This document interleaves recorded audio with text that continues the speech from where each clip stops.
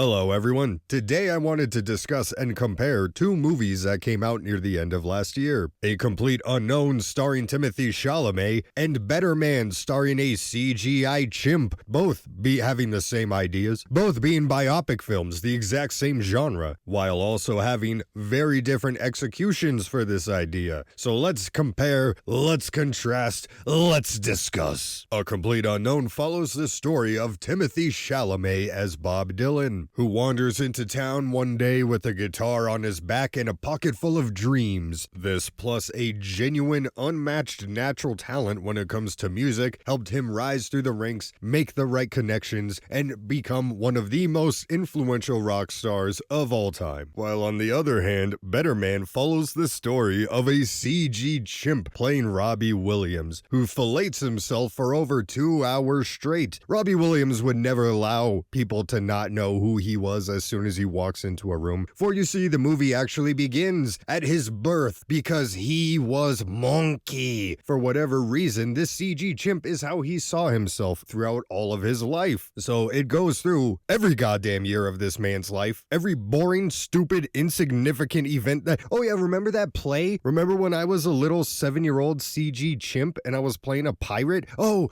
but I just knew that the light had to be on me, and so did everybody else. The fucking bright light of everyone's gaze shining upon me. I felt like Christ returning to earth. This is him as a 7-fucking-year-old.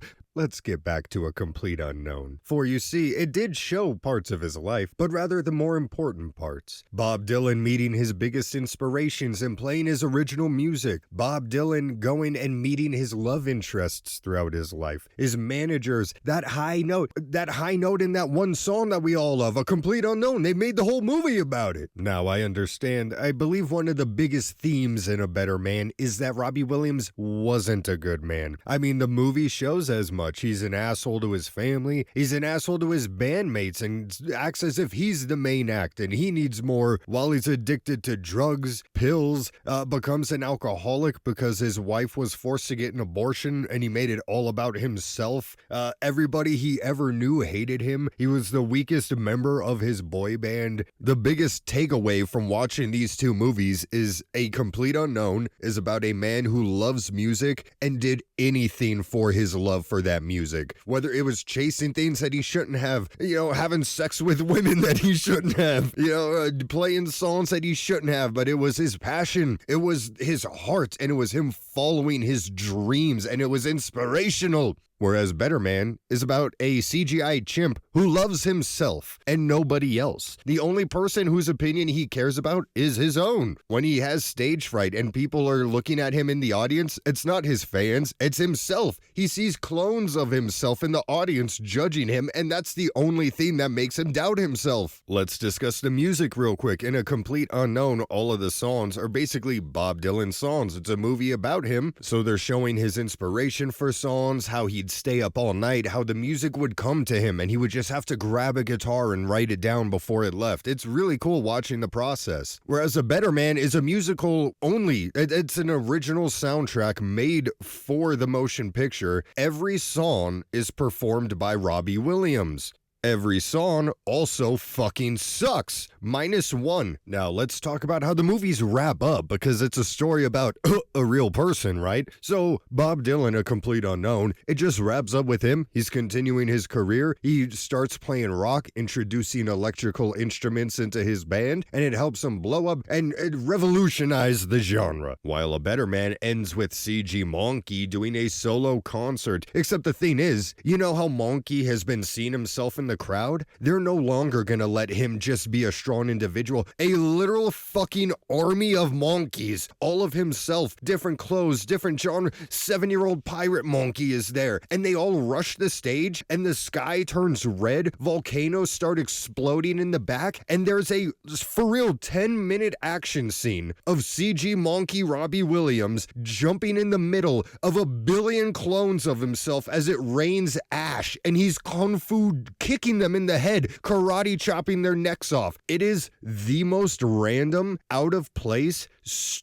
stupid still for some reason him sniffing his own farts? Because he's like the only thing that I could ever be afraid of was myself. So basically I had to defeat myself, but my ego is infinite, so there was 100 billion of me and I'll still beat them all. But guess what, folks? That's not the end of the fucking movie. It goes on for like another half hour of just him doing nothing but sitting there like, aren't I great? Aren't I amazing, everyone? You know, this motherfucker wants a sequel? Alright guys, after countless hours of checking my notes, my final verdict would be, listen to the one good song that Better Man has. It's called Rock DJ. It's available on all platforms, I'm sure. Listen to that one good song while you are on your way to pay full price for A Complete Unknown. Out of 10. Fuck A Better Man. Fuck Robbie Williams. That movie sucks. If you ever want to see one of the craziest, wildest, most ego-driven, wet fever dreams that you've ever fucking imagined, this is beyond comprehension of just how much this dude loves himself. It's worth a watch for that alone, but not for full price. Thanks for watching, everyone. How